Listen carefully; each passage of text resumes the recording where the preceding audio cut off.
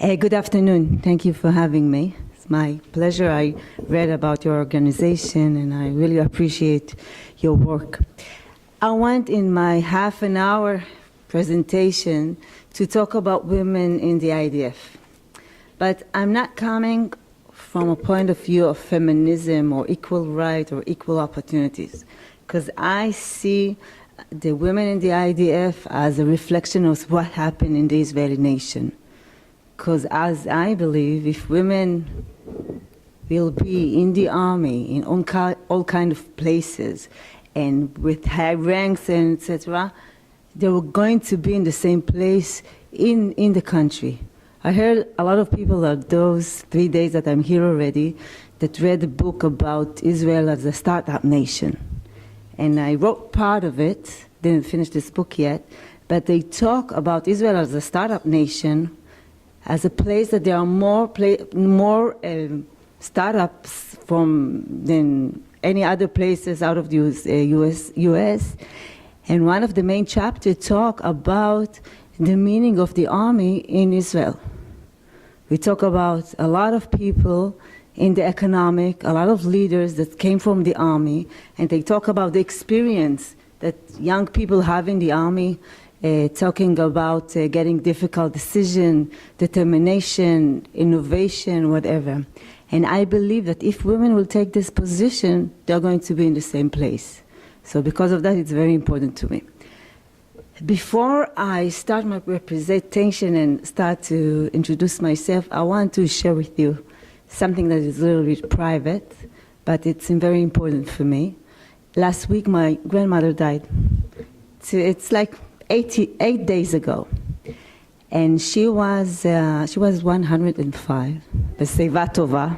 So because of that, I'm smiling when I'm talking about my grandmother, even though she died. And she was a very brave lady. She immigrated from Poland to Germany. And at the year of 1935, one night my grandfather was beaten by a group of young Nazis. And the same night, my grandmother decided that she's going to the land of Jewish people. It wasn't the decision of my grandfather. She decided.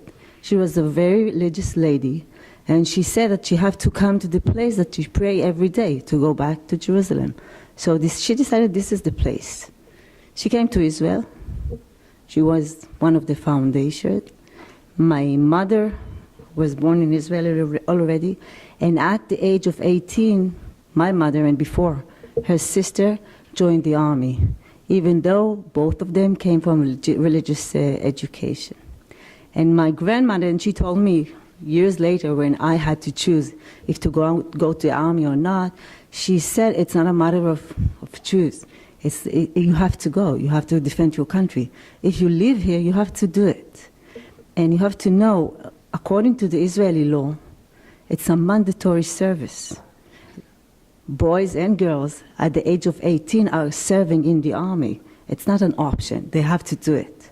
But there is a certain little rule that says that if you are a religious woman, not a man, you have the opportunity to declare that you are religious in front of a rabbi and not to come to the army. So they had the opportunity to decide, are they going to the army or not? And my grandmother told them, this is your obligation, this is your land, you have to defend it.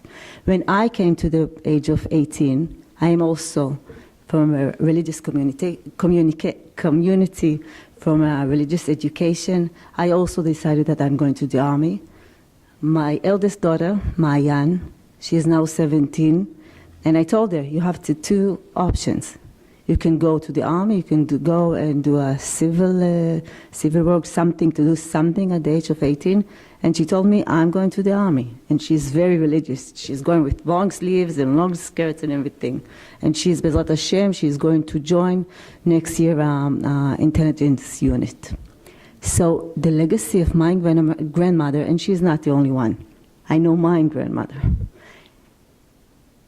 It's like this with a lot of women in Israel, also religious one. Last summer, we have in the army, joined the army 2,000 religious girls. 2,000. It's a lot. All of them came from religious schools because they have the opportunity today. And it's not the same army. When we talk about my mother's army and mine and the one that my daughter is going to share. A few words about myself, and then we'll talk about women in the IDF. As I told you, I joined the army at the age of 18. I joined a field unit, and something like in 3 years I became a commander of officers course. And after 3 years of mandatory service, I decided that I have to leave the army. It was enough for me. I didn't think I'm going to have a career in the army. I went to law school. I'm a lawyer. And after several years as a civilian lawyer, I thought it's not enough. Like my grandmother, it's not enough to live in Israel, and you know Israel. It's not enough to live in Israel and to be just a lawyer or to be just an engineer. You have to do something. You're also doing something else. You're not doing only your professions. You're doing something else. I decided to go back to the army. I joined the JAG. I was an advocate in the army. Later, after a few years, I became a judge.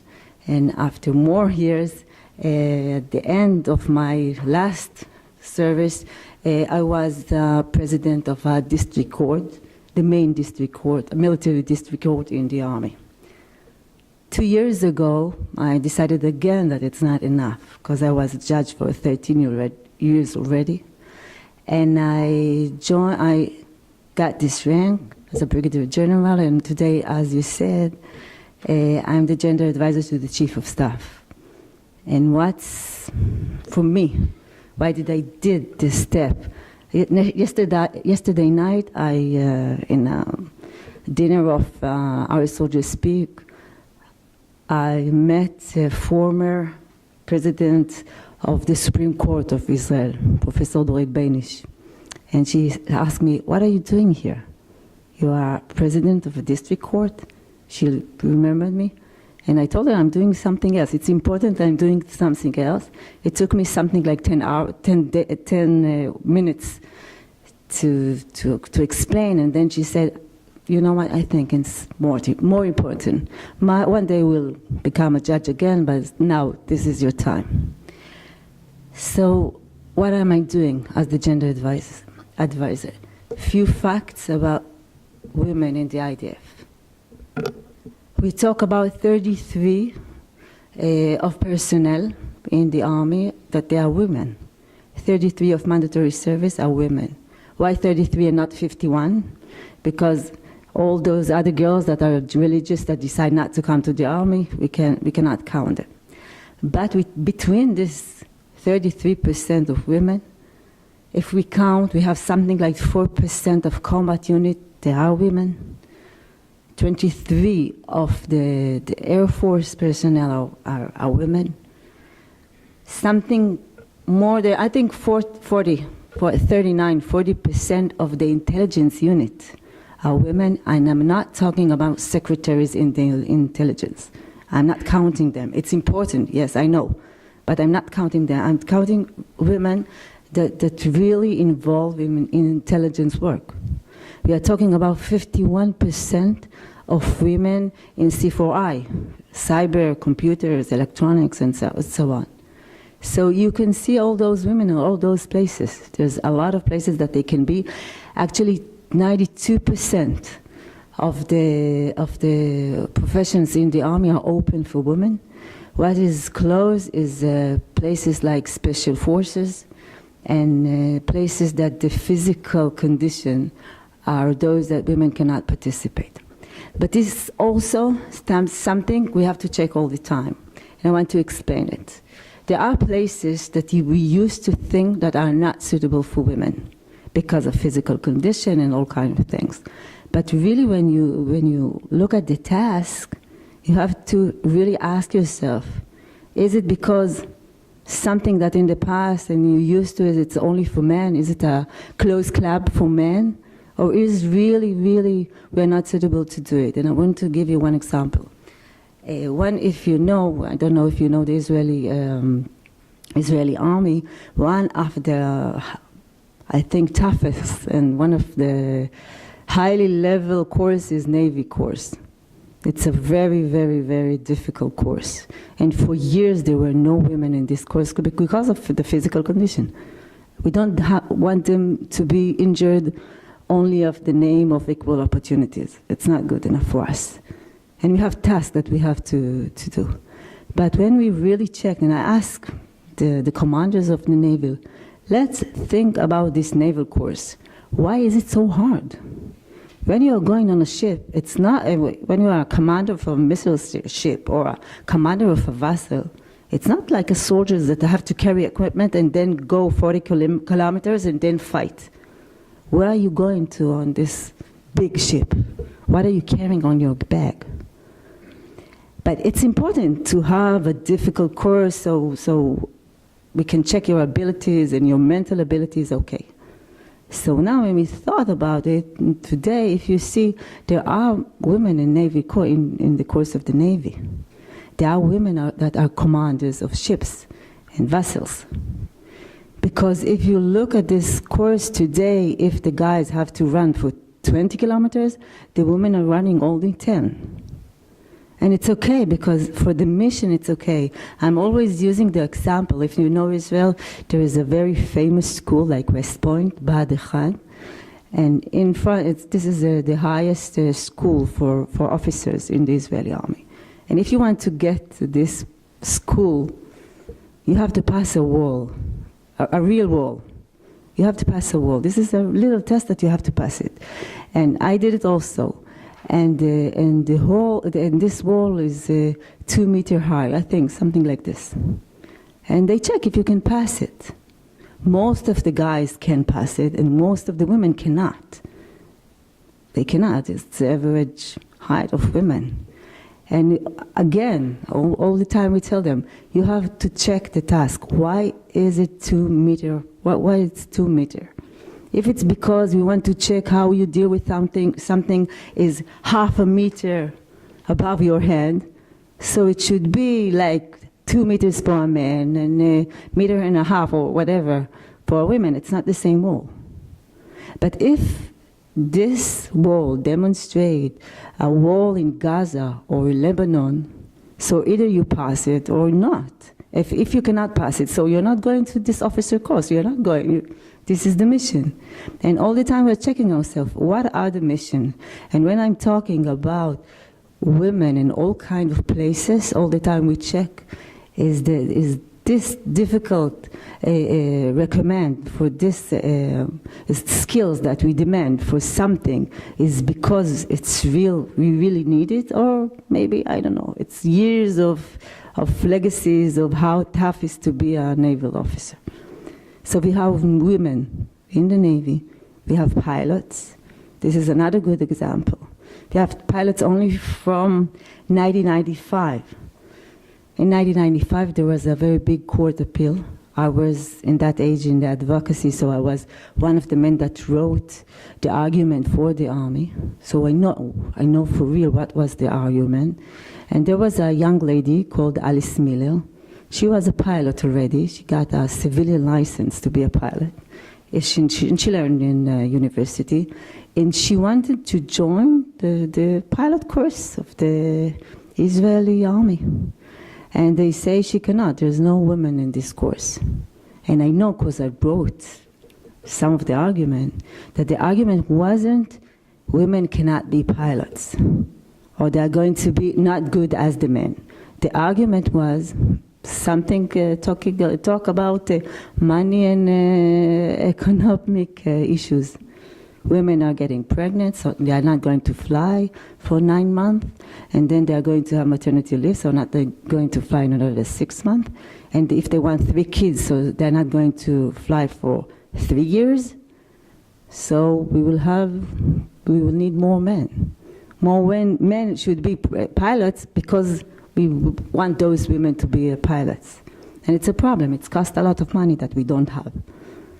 And the Supreme Court said to the army and to the Israeli society, because as I told you, what's happening in the army reflects what's happening in the Israeli society. And the Supreme Court told the army, you have to pay for equal opportunities, because otherwise there will not be enough opportunities for the women. Only Only the women are getting those child. It's for good, it's for our privilege, but it's only us. So since then, there are pilots in the Israeli Air Force, and they are very good one. I know they are very good one because the head of the Air Force all the time talk about it. So what I'm saying is that in one hand, we have to open all kind of professions for women. On the other hand, the other side, we have to really check the task, because the task, as I told you before, it's not equal opportunity. The task is to win the war. The task is the task of Israel, and for achieving that task, we need those women there. I want to tell you another example that I think represent the kind of the procedure that the path that we are in the Israeli army. 2 years ago, I had a complaint when in the middle of the operation Pillar of Defense, I had a complaint from a young paramedic, a woman, that joined the paramedic troops, and she was for 2 years already with a combat battalion, with a combat unit, and she was the best trained and in the best physical condition in her battalion. And after 2 years as a paramedic, when they started this operation and didn't know if they are going to get inside Gaza or not, her commander decided she is going to get out of this unit. And instead of her, they took someone who is only something like 2 months experience. And they told her, women are not getting into Gaza. Not because you are not good, but you can be injured, you can be kidnapped, something can happen to you. And for us, and it's okay by the law. There's nothing in this law that said that women cannot cross the borderline. But it's a problem for Israel. Well, what's going to be if it's not going to be a soldier, if it's going to be a woman that will be kidnapped? It's going to be disaster.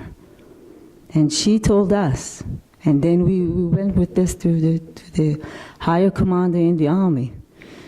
I volunteer to be a paramedic. I volunteer. I know the risks. Women that are by law in Israel, women that are going to combat position have to volunteer to do it. It's not like the guys. The guys were taking them to combat position. Women are volunteers. She said, I volunteer to be a paramedic. I know the risk. And if I came, it's up to me. It's not up to you. If according to the law it's okay, so it's okay. And I also told, when we talk about it, higher commander, we talk about the risk, what it's mean. I tell them, if they are not going to be there in real time, so it's like a game, the whole thing. So it's not real. So 2 years pass, and we have now Protective Edge, the last operation, and we got into Gaza. There were 10 women that were paramedics in Gaza. And 2 doctors, women. One, a doctor of special forces. And you know, we lost in this operation 67 soldiers. But you don't know about so many soldiers in this operation that their lives were saved because they got treatment in battlefield, inside Gaza. And the people that were treated, those soldiers, some of them were brave and professional women that treat them inside Gaza. And this was her task, and it's okay. So I think the army has a big change on what's going on inside it.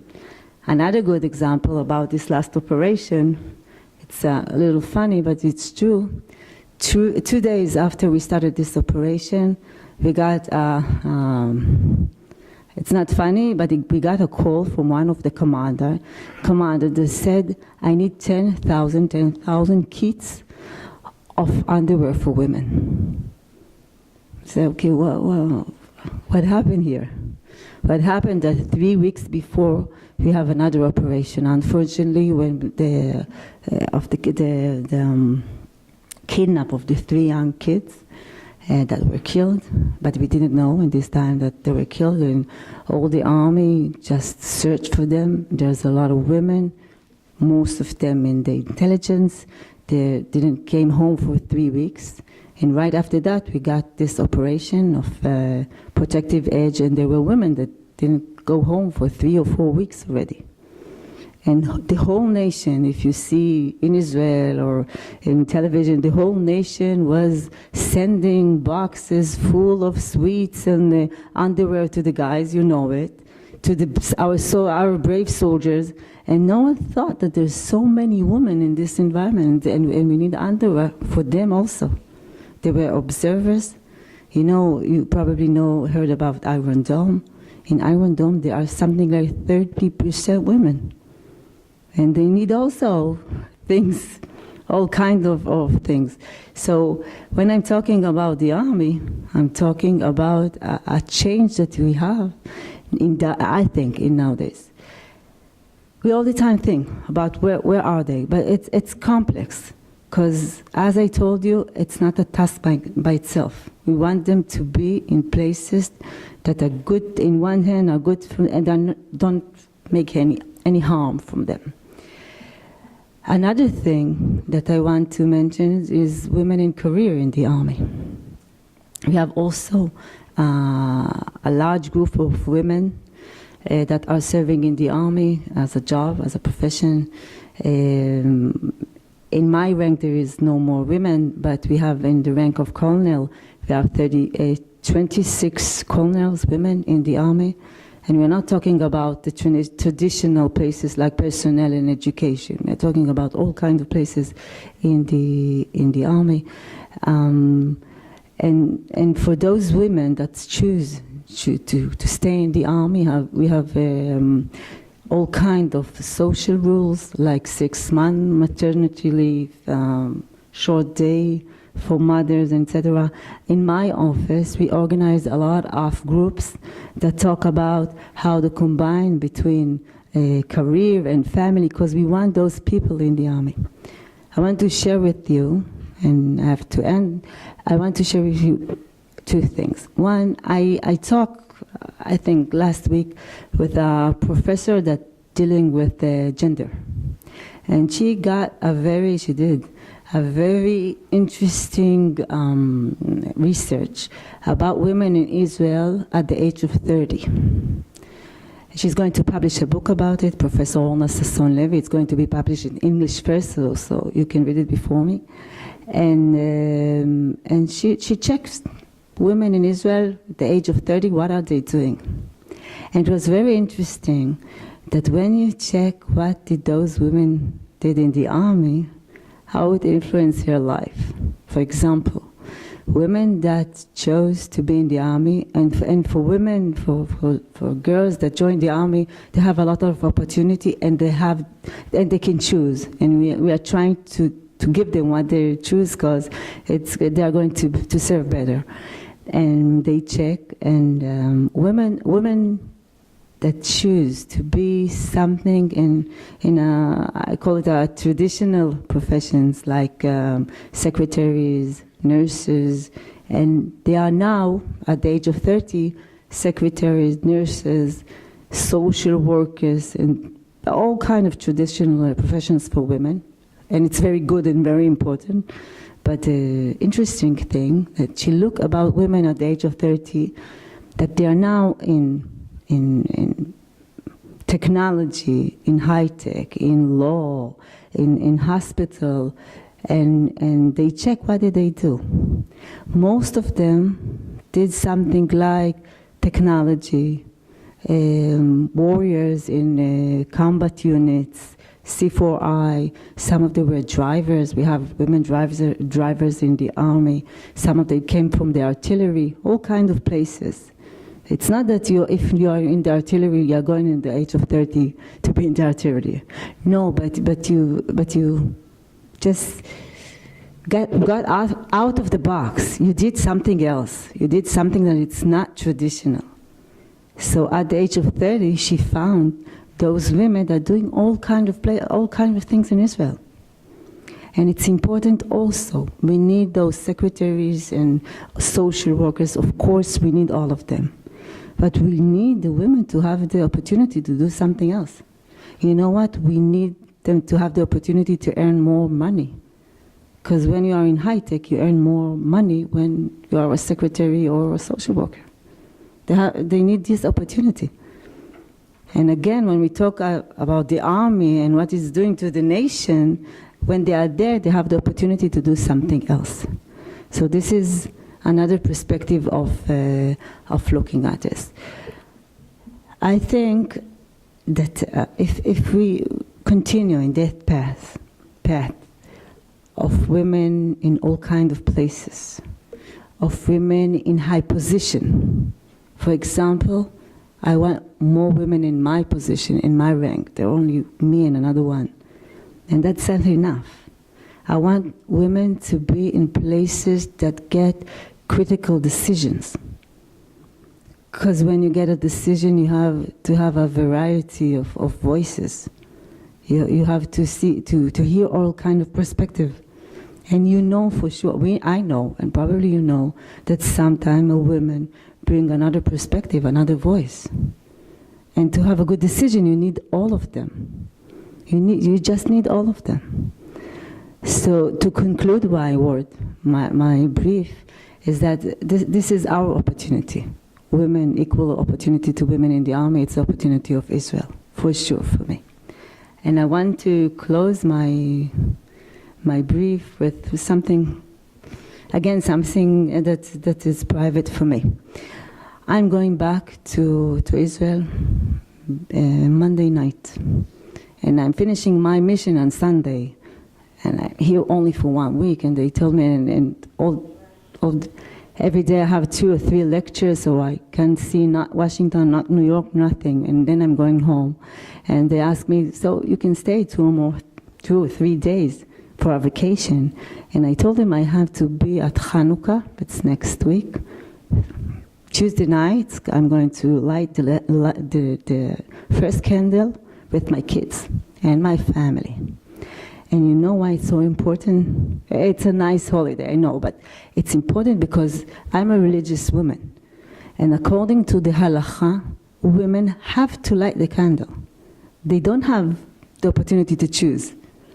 They have to light the candle. If my husband will light the candle in my home when I'm not there, I will have to light the candle. And in a lot of places like my home, each one of the kids, women, men, everyone is lighting his own candle by the halakha. And in Masechet Shabbat, in the Gemara asks why women have to light the candle. It's interesting, because most of the places, women don't have to do most of the things in Judaism.